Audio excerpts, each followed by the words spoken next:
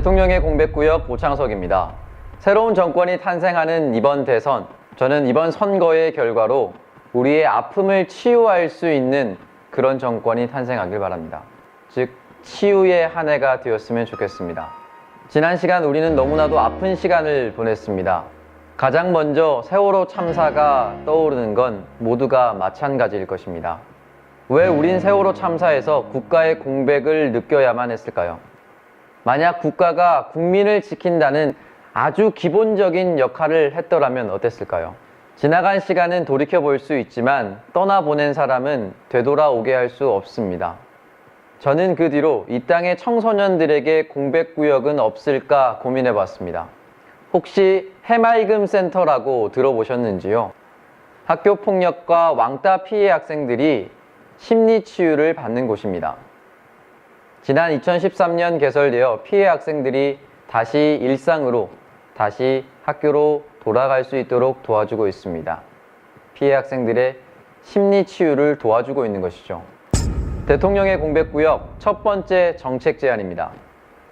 피해 학생들이 마음의 아픔을 치유하고 다시 일상으로, 다시 학교로 돌아갈 수 있는 해맑음 센터의 국가적 지원과 권역별 설립을 제안합니다.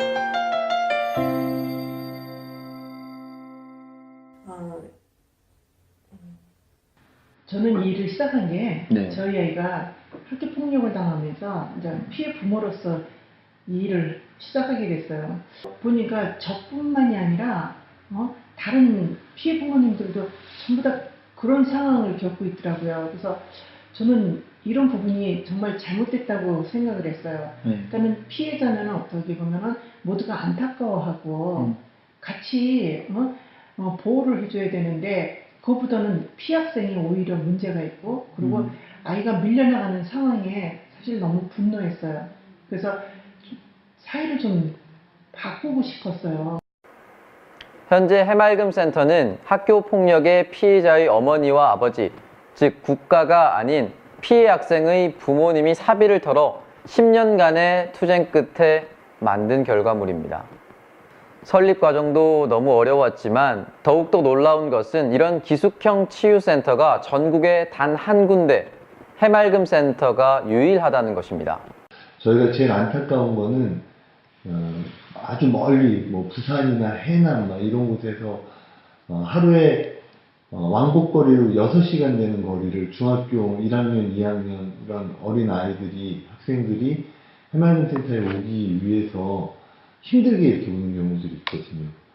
근데 그런 아이들이 가까운 지역, 권역에 해맑음 센터 같은 곳이 한 곳만이라도 있었다면 이렇게 먼 거리까지 왔다 갔다 해야 하는 수고를 좀 덜 수 있을 텐데 지역에 몇 군데만이라도 더 생겨서 피해 학생들이 좀 덜 고생스럽게 좀 학교 폭력으로부터 불안했던 마음을 안정해서 다시 학교로 복귀하는데 좀 도움이 되는 그런 곳이 됐으면 좋겠습니다.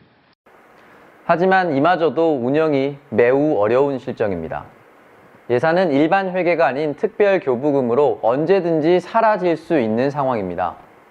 지금 해맑음 센터는 예산이 특별 교부금으로 이렇게 이제 그 지원되는 보조금으로 운영하기에는 이제 조금 빠듯한 부분들이 있고요. 특별교부금이라는 이 성격의 예산이 사실 언제 줄어들거나 없어질 수도 있는 예산이기 때문에 불안정함 때문에 정착하지 못하고 또 그만두는 경우들도 사실 많이 있습니다.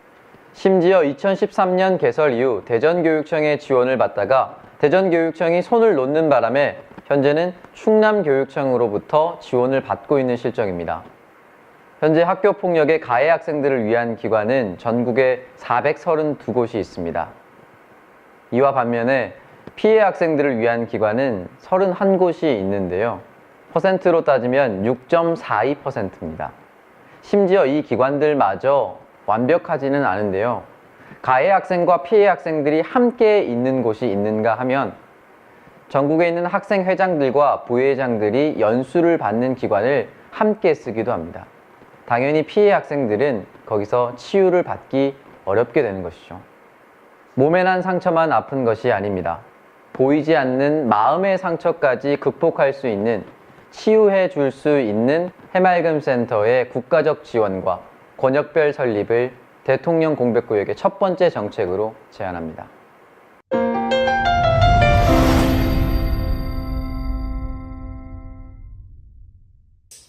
우선은 그냥 아이들이 좀 이렇게 긍정적으로 변화되는 모습을 봤을 때 좀 보람을 많이 느끼는 것 같아요. 처음에 아이들이 들어올 때는 이렇게 소극적이고 이렇게 눈도 잘 못 마주치고 좀 이렇게 힘들어하는 모습이 딱 보이거든요. 근데 이제 여기서 생활하면서 웃는 모습도 많아지고 또 이렇게 뭔가 자신감 있게 이렇게 행동하는 모습들이 이렇게 커지는 걸 이렇게 보다 보면 그런 모습들이 참 좀 보람이 되는 것 같아요.